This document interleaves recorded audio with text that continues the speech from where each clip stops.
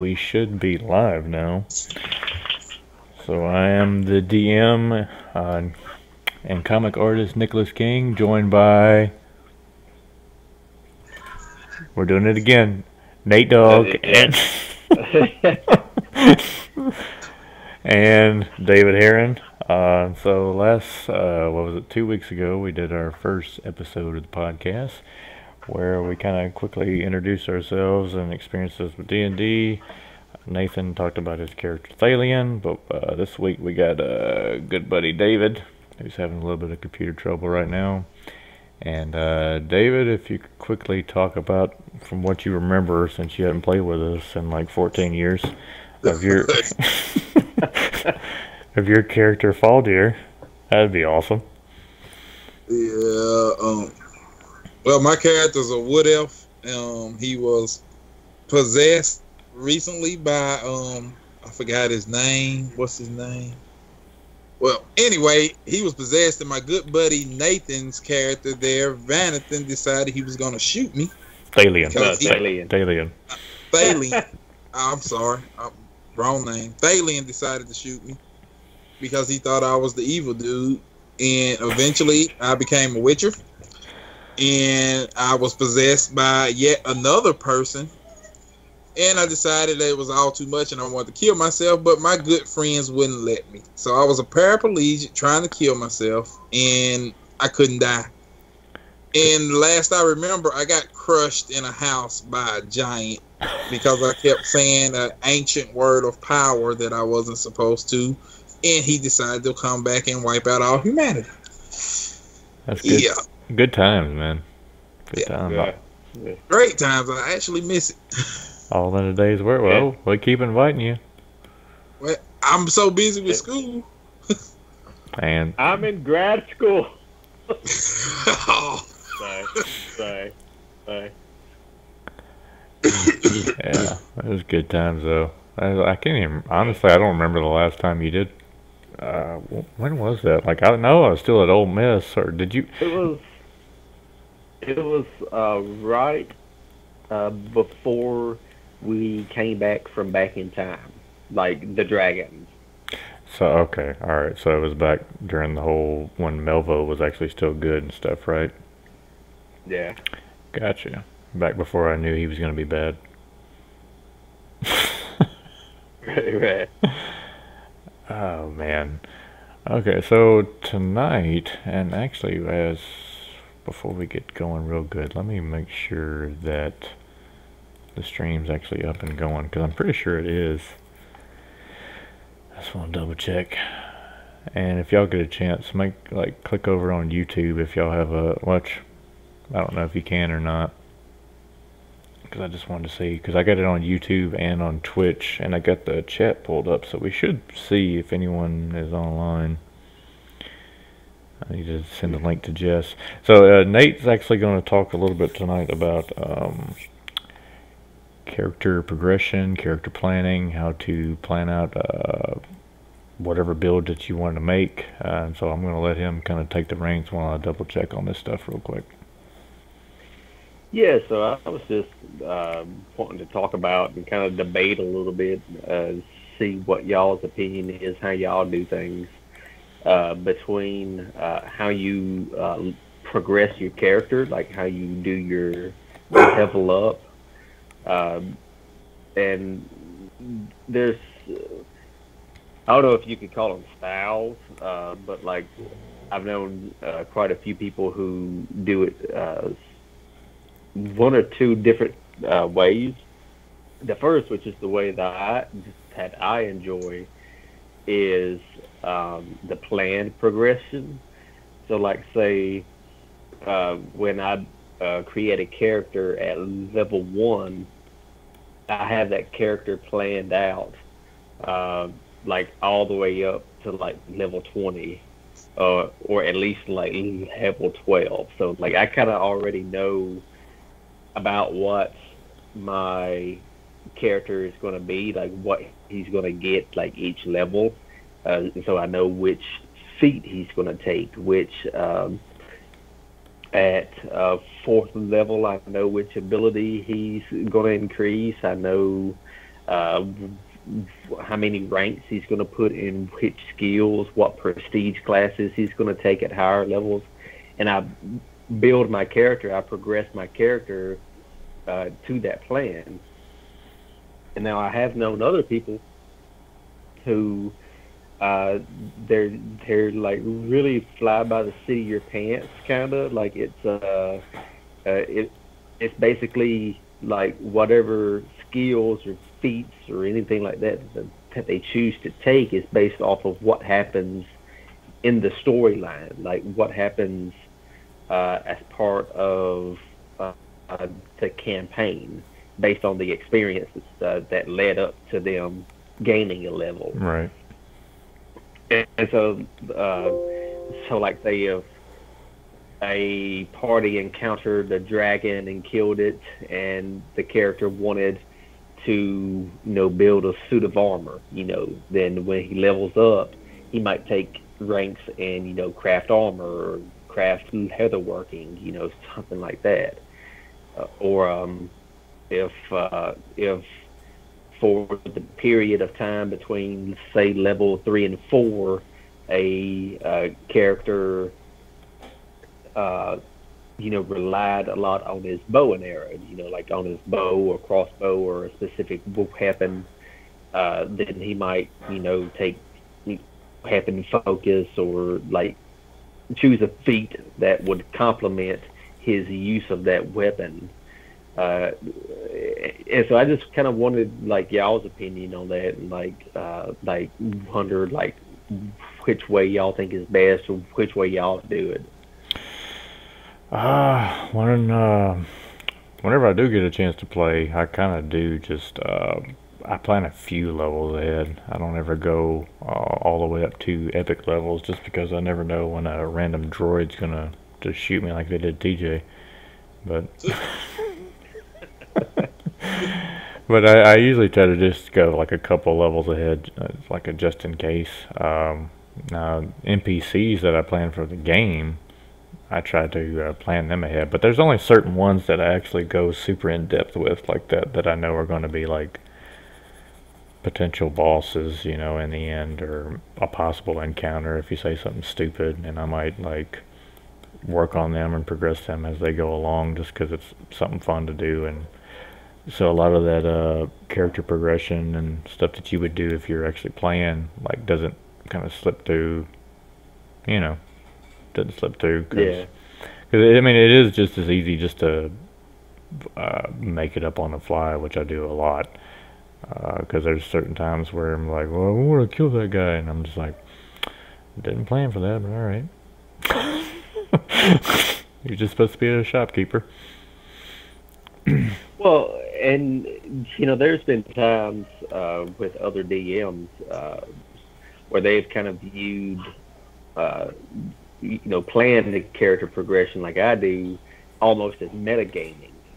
Because you're not really reflecting what's going on in the campaign. Really? You're building a character.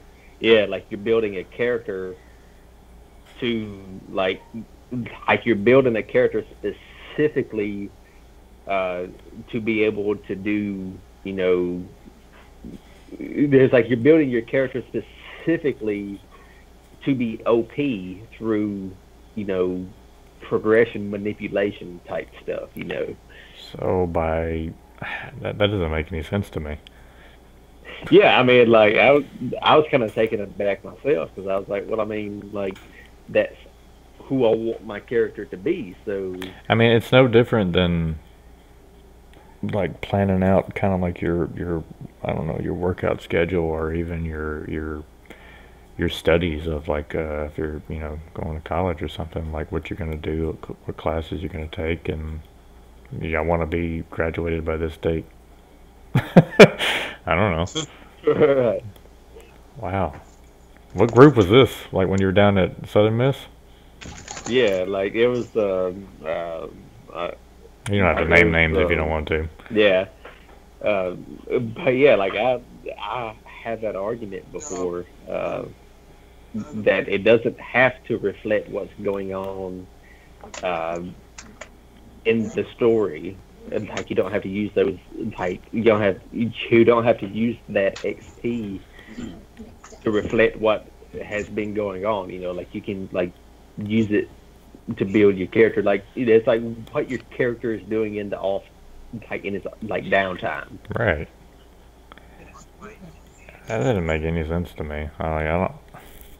I've actually never heard of that until like just now. Like I didn't know that was an issue.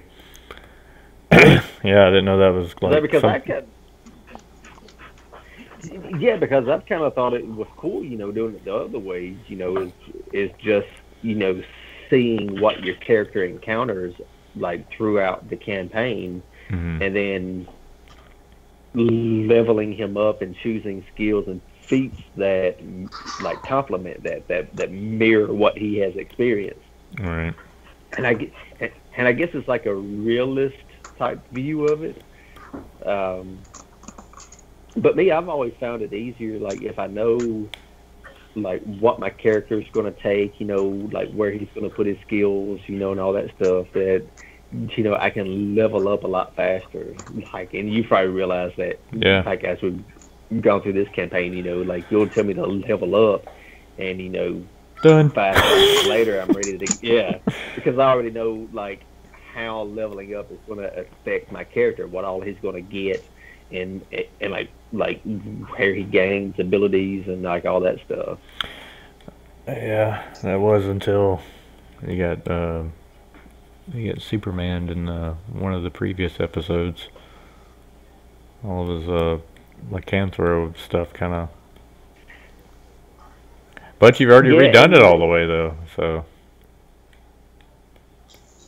well, I mean, like, that was actually, like, that was a lot to do. Like, it took me a good couple of hours to go through and reverse engineer my character and take out all that stuff, Mhm. because it was such a significant part of the character.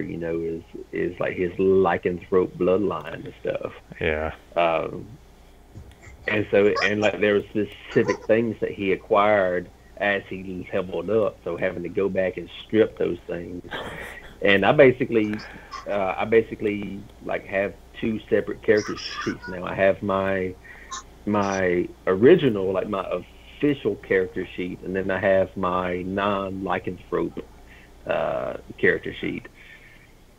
Dang. And it was just an idea I had, and I gave Nate Dogg so much work.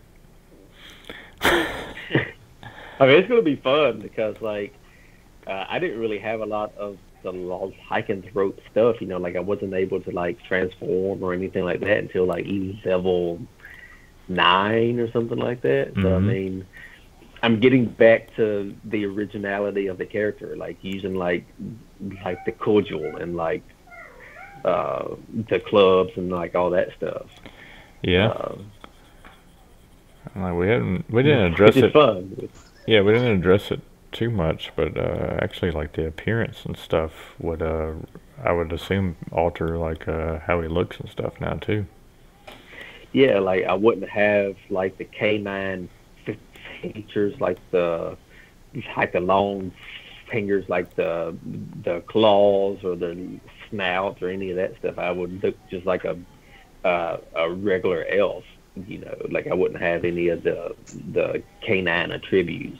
Hmm. I'll be able to talk regular too. Yep, that's what I Like, I was won't thinking have about. to use the tongue spell or, like, have a translator anymore. Yeah, so I was kind of thinking about all that, but I mean, we didn't address it too much. I need to go back and listen to the last game since it's been like 2 or 3 weeks since we played. That way I can get a feel for it, because I don't think we did. I think we just kind of quickly just said like you got separated and kind of went from there. Hmm.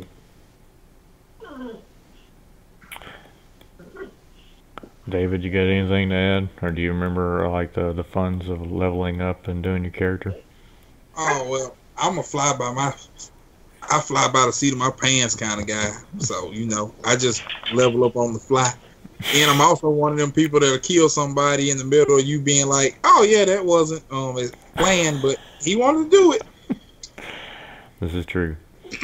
Like Yeah. the poor dwarf that was in the woods. That had a bug Yeah, that flying we around him. kept. Yeah, that we kept setting on fire. And then blame Yeah. it on somebody else. It's like, why are you setting me on fire? Like, oh, you have a bug on you. Nat 20 on deception or diplomacy or whatever. Oh, come on, Nate. You're the one who decided to kill everybody in the town. But Hey, David, hey, talk about that a little bit. yeah. What? Because the witch tricked him and told him he had to do it. So he's like, okay, we're going to go kill everybody. So he just goes on this killing spree. He like cuts off one dude's head. It's the wrong guy completely. He was just the unlucky person that answered the door. So he decides he's gonna throw this dude's head at the other guy and then kill him. No. So- No. I beat the other guy to death with his friend's head. Is what I did. Yeah, okay, it's been a minute since I played, but I won't forget that. Yeah, that was a good night. That was a fun night. Just going That through was like crazy. house to house. Yeah. Yeah, that was the night. Hey, we did that for the children. Yeah, Just remember that. We did that for the children because they were horrible parents. That's true. Yeah. Y'all tried to save them kids, and that poor witch was just looking out for them. And then when y'all found that out, Nate's like, I'm just gonna kill everyone. I mean, I was playing true neutral. I was like I could like take care of a squirrel at one moment and then beat you to death at the next. I mean, That actually is another good topic. That's one of the things that I don't like about the game is I don't feel like alignments are worth a damn. I don't really enjoy them. I think people should just play whatever they want to play and just kind of do that. Because Marco is definitely one of those. Like he picks one and sticks solely to that. But he's like all the way. I think he's. I don't know if he started with 3.0, but he might have been even before that when I think it was Well, I really mean, enforced. my thing with like alignments is that if you're playing something like a paladin or something like that where like the alignments really come into effect, or if you're casting spells like detect evil or detect chaos or anything like that, where like the alignment comes into effect. I mean, I really don't put a lot of stock in it because, I mean, I'll put some. Like if I'm like playing a character who's lawful good, for example, then obviously he's not going to be doing a lot of stuff that say a chaotic neutral character would be doing. So I try to reflect whatever chosen alignment my character has, but it's not. But I don't view it by no means as the law, Right. because people in general like fail, like if you would self-identify as a chaotic good, you're not going to be chaotic good all the time, So why should your character be that way? Exactly. You Yeah. know?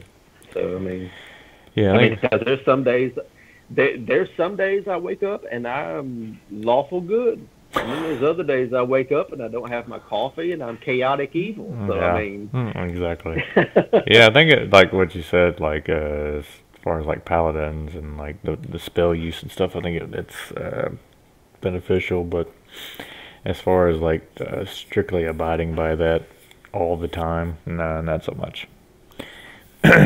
yeah, I mean, it kind of depends on what like how you want to play your character. I think is what it comes down to, and like game mechanics aside, because like my character, like my official alignment is true neutral, but one game session,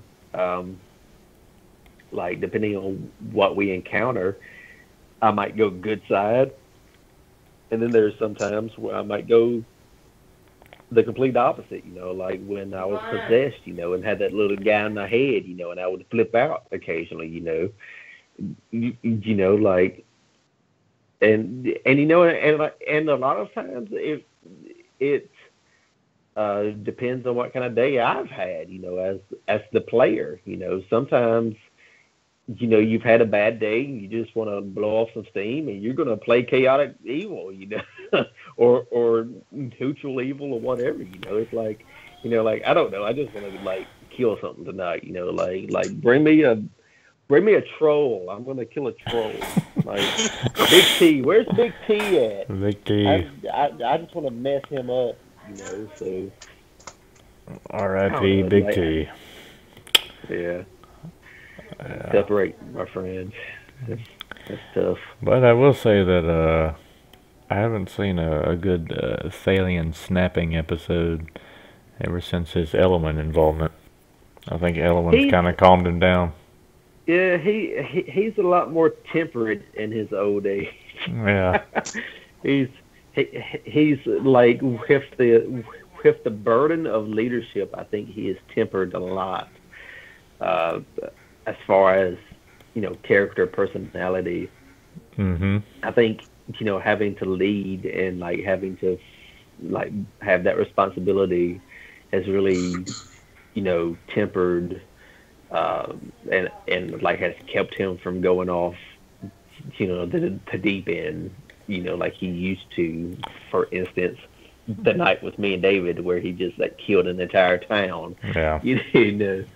But on the other hand, he still has that within him. As we'll probably see here in the next few game sessions when the large scale mass combat like starts to take place. But yeah, because he got pretty pissed last time when like the random guy blew all of his troops up. So he's probably going to take it out on some people.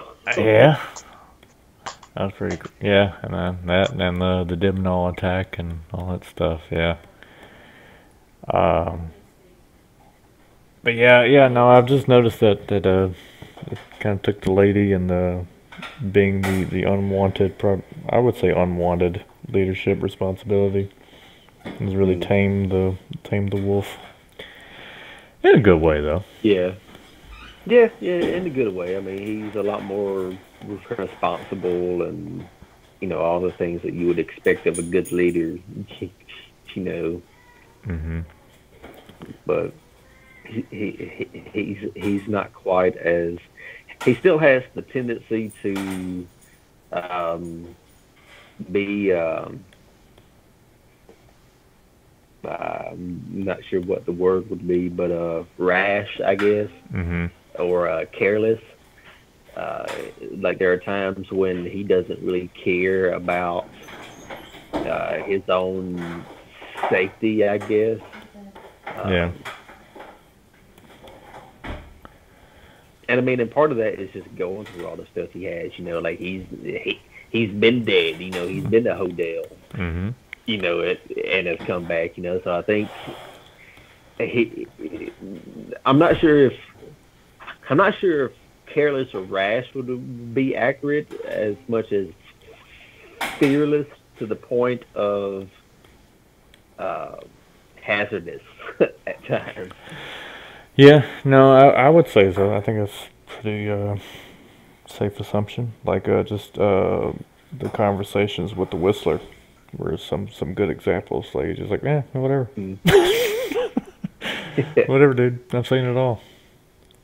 Yeah, I mean, he's seen a lot. Like he has walked among the gods and like has like traveled dimensions and traveled through time and killed and like dealt with multitudes of like creatures, monsters, enemies, like friends. Lost a lot of friends. Killed a lot of friends. Go back and think, killed a lot of friends.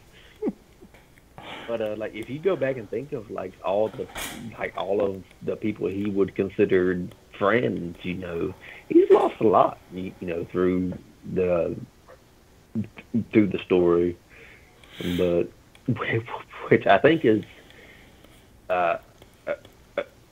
where his temperance like comes from. If you really think about it, is having lost that much, like refusing, like trying to do everything he can not to lose anymore. So actually having to like think about the consequences and like what will come about and how he can, you know, not lose like he has in the past. And so I think that's a big part of it. I don't know. Who do you think affected him the most as far as losing? Affected him the most. Oh wow.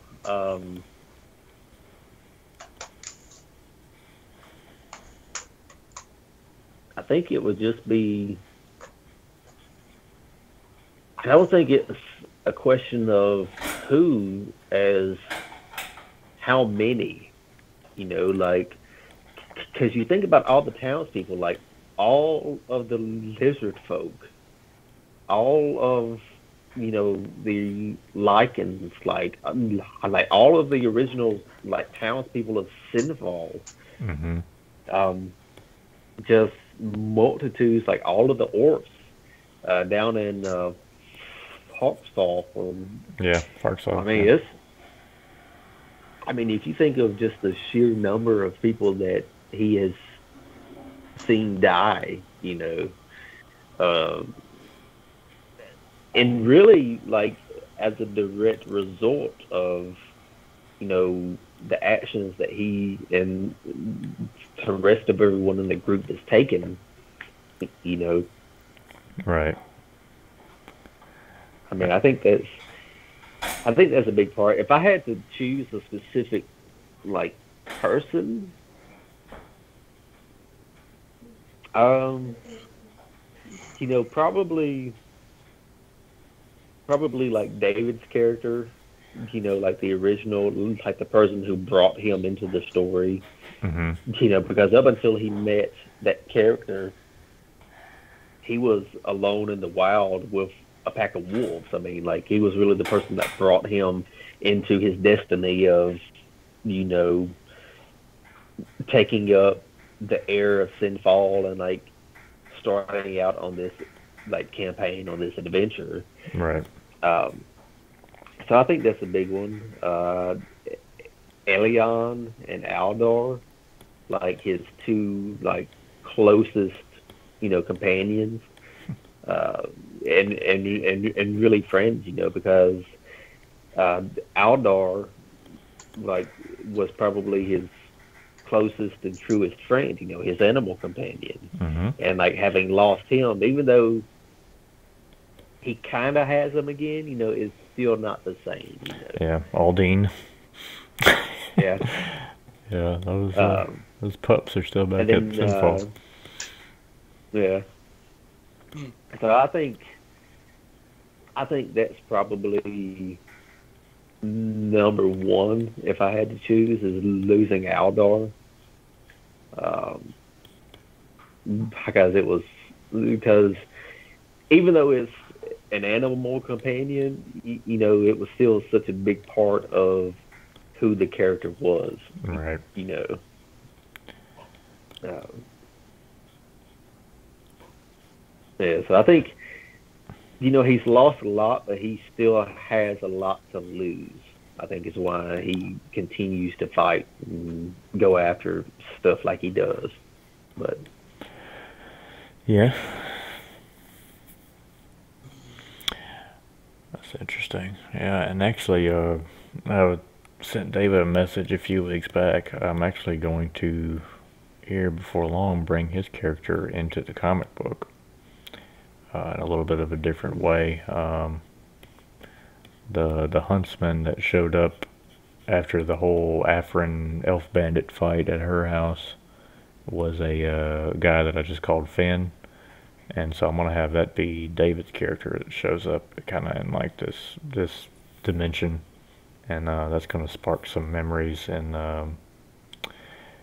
Thalian's comic alter ego, or because in this one I'm kind of doing the whole almost Jason Bourne like thing in the comic, so it's almost like it's another dimension because there actually is changes of that too. So I might actually play on that maybe down the line yeah, because it's another universe. This guy Oh, followed me that'd be again. cool. Especially if you tied it into the current campaign. So, That's interesting. so yeah, I mean that's kind of what I've been thinking since that's kind of different, mainly because I had to retcon some things, even things like Yeah. because when I first did it, uh, I was thinking it was going to be a one shot, and so even things like the big T, I took some ideas from the Witcher 2 game. There's a quest in there that involves a troll, but it was slightly different the way I got it going on here because once you kind of dig a little bit and you kind of what you know now, like of Grimater's like reason as to why he was hunting the troll and all that kind of stuff, and it wasn't just for the trophy, and well, it kind of was, but it was for religious purposes, and so all that stuff is different. But like the idea of like the losing the mate and stuff, I was like, I got that kind of from a game, so I'm trying to think of different ways to do that. But then once I saw it going somewhere, I was like, I got to stop taking stuff from games. Yeah. So now I got to go back and change some of those things, which is fun. Yeah, well, I mean, and you draw upon inspiration, like in my game, like a big part of my game, I've taken out of like some video games and some like stories and just different stuff like that. I Hmm. mean, you draw inspiration from where you can. So I, don't- but yeah, like doing it up like the comic or something like that, you want it to be original. So Yeah, that's or yeah, or at least like non-plagiarizing. yeah. Like it wasn't that bad. Like there were like some similarities that kind of rolled, like the mate, like losing the mate, where they was there, and there was a troll at a bridge, and that's pretty much it. And there was someone that had gone and obviously killed him for like a financial gain, but that was it. And but just that alone will get you in trouble. So I'm like slowly trying to. Oh, I'll figure something out. Like I'll probably go a little bit more in depth than what I did originally with you guys and explaining as to why Grimater did what he did, and that will probably cover up most of it. But Yeah. I think that should be You good. know what's funny about that is y'all was talking about plagiarism, even though it has nothing to do with it has nothing to do with the D&D campaign. One sentence got me a 0 on an essay because he said one sentence was plagiarized when I was in school. Wait a minute. And at Northwest? Yeah. Wait a minute. Did you actually like copy it? Did you quote it? Uh, Or he said it was one sentence and it was a factual sentence, but he said it was plagiarized and I got a 0. did you fight him? No. I think you could probably argue that. I didn't think factual things could be considered plagiarism. If you saying his name was Michelangelo blank blank blank and his parents were blank blank blank and they lived blank blank blank, No, that's not plagiarism. that's stating a fact in your own words. Yeah, That's so the whole point of doing a paper. And I it doesn't mean, matter. It was like, you can only write that in so many ways. I think. I mean, like, Yeah. Well, so anyway. is this that crazy guy that's doing the art appreciation class? Oh I think yes. he's got a few screws loose. So anyway, I got a 0 and it like tanked my grade for like a week and then I brought it back up. So I really don't care. I don't know. I think Northwest needs to get rid of that guy. Because an art appreciation thing is just supposed to teach you how to have an intellectual conversation with somebody who is into art. That's all it's supposed to do. You ain't supposed to be doing art projects. He was well, I making mean, y'all do it. when I was at Northwest, like that's what we did was art projects. Like we did like construction paper cutouts and stuff. Hmm. I don't know, man. They don't even do that at Ole Miss. Like, Really? Yeah, Yeah, we had to do, but see, with him though, I didn't just do art projects. I had to do like 2 essays, art projects, quizzes, think pieces. He gave you like 2 weeks of work. He wanted it done in 7 days. Well, now, and that's something that, as a teacher, you have to realize, like, and that's something like because Alyssa is teaching the theater appreciation, Yeah, and that's something that you as a teacher have to realize. The people in your appreciation class, they don't care nothing about that stuff. Like, they're just here because they gotta be here. yep, So don't treat them like your majors. exactly. My opinion. that's what he And was like, doing. He like you treated us like can't. we were majors.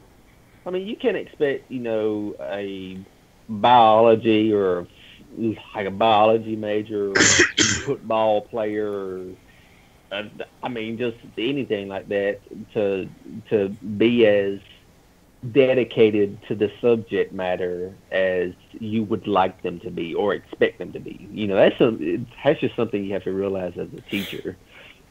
But I've never really understood why you have to, like, if you're paying to go to college to like further your skills and knowledge of a like subject or profession, then why do you have to take all that other crap? Like It's a business. that's just yeah. I mean, it really is. I mean, it's a racket. It honestly is what it is. Yep. But that's a whole nother video right there. Yeah, it is. I'm gonna get to it because it'll all go down a downward spiral. I'll just go on a rant. Yeah. But yeah. Anyway, back to the game.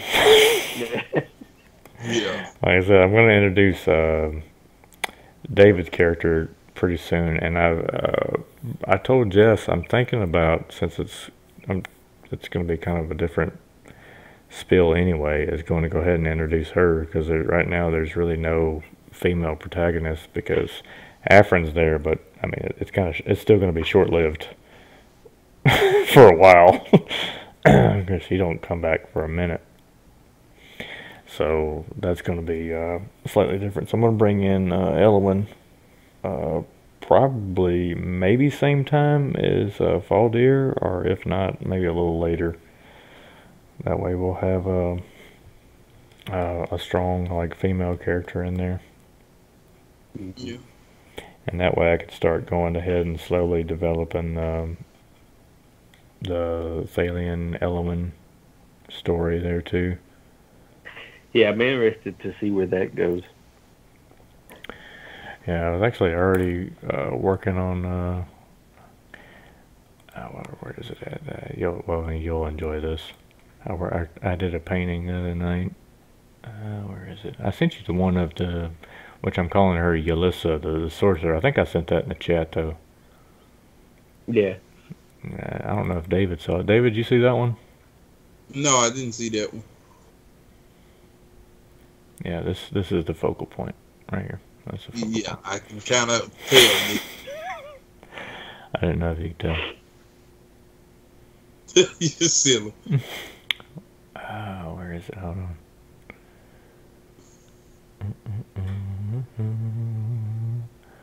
This is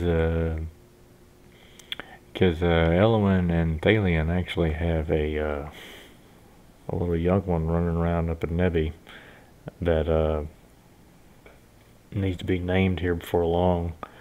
So this was Because right now it's just look at old Thalian. That was gonna be yeah. So that I'm already making paintings for down the line whenever it happens. This one's called Afternoon Delight.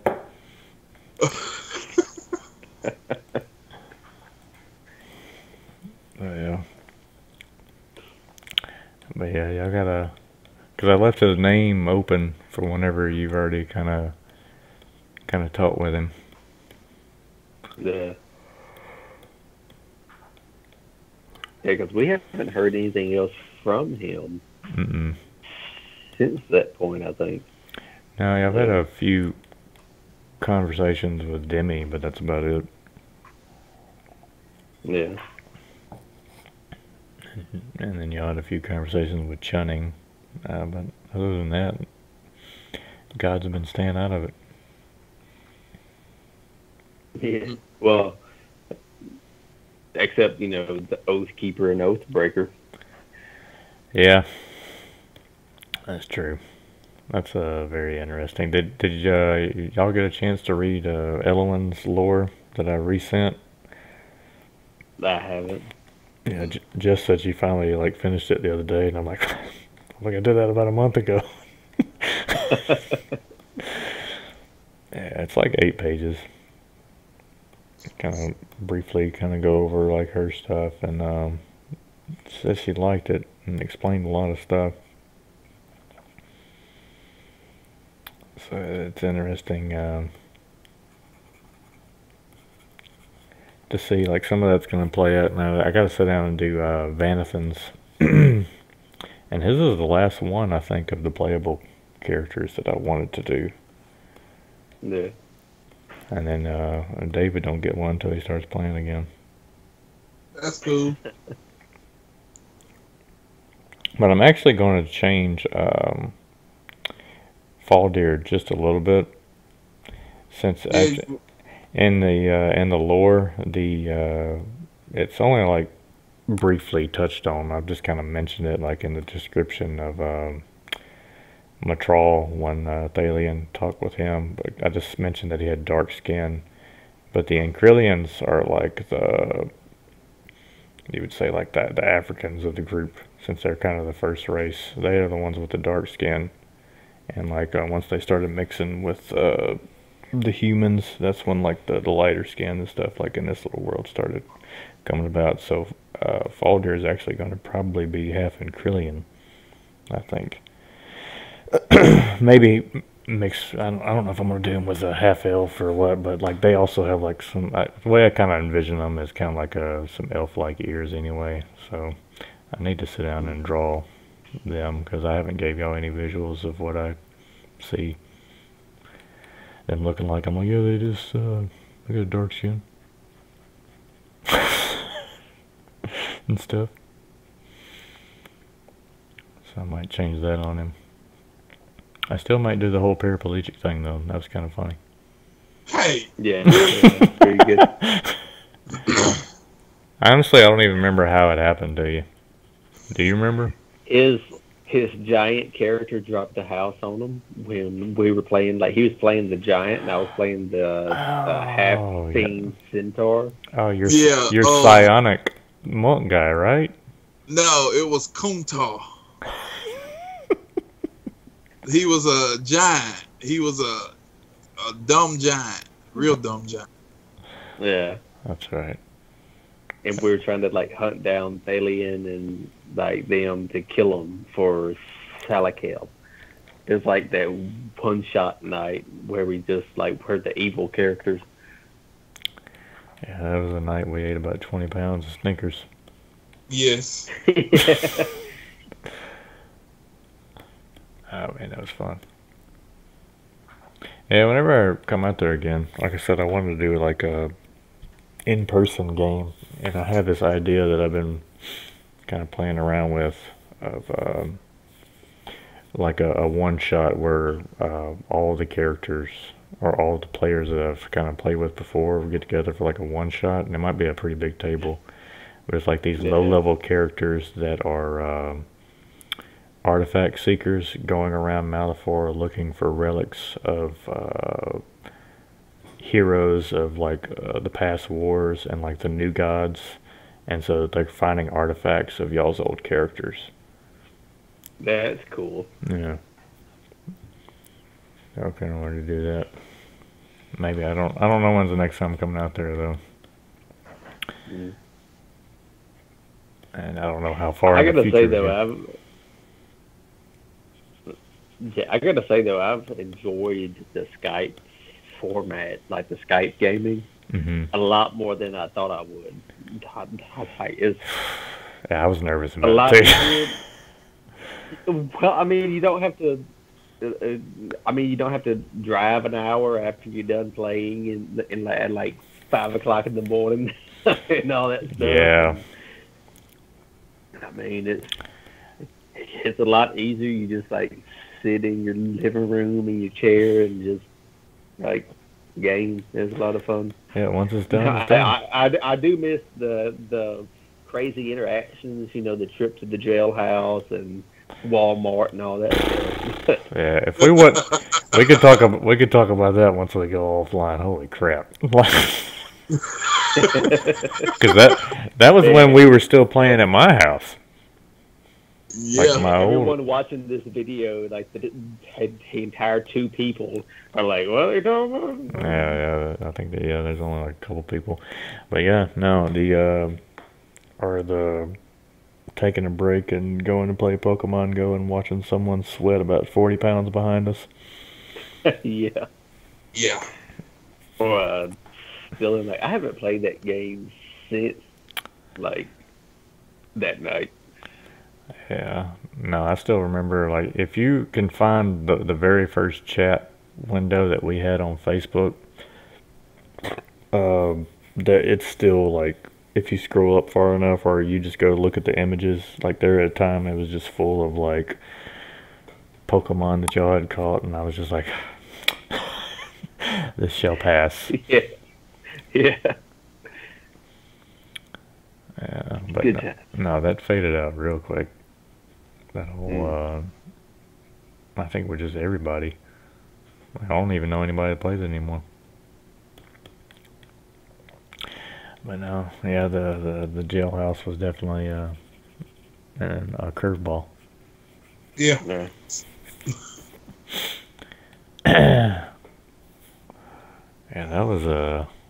Yeah, that was before the merger, the whole merger campaign. But I mean, y'all ended up merging pretty well though. I was surprised y'all mended together, and then a lot of people died off, quit, left, whatever, and then there's still people now that I'm working with that have never played before and they want to play. And then I was like, well, I'm gonna have to find a place for you. I was like, maybe after these characters get done with this particular part in the campaign, or we move on to other characters, I might bring them in, but I don't really want to bring in anybody else right now. Transition more to the secondary characters, Lucian and Ben and all of them. Lucian, Ben, Orlana, and Willie Nelson. Willie Nelson. Yeah, that's what we should do next week for the podcast is naming characters. Yeah, and we gotta have TJ on that one. Yeah. We got Willie Nelson, Francis, and oh crap, I'm having a brain. Tyrion. No, not Tyrion. Tyrion, yeah. Tyrion, yeah. Thinking of the Game of Thrones. Yeah, he's in Dracor. That's another thing of Thalion losing, because that was another. He's kind of lost Alien a bunch of times. And that was another one. Yeah.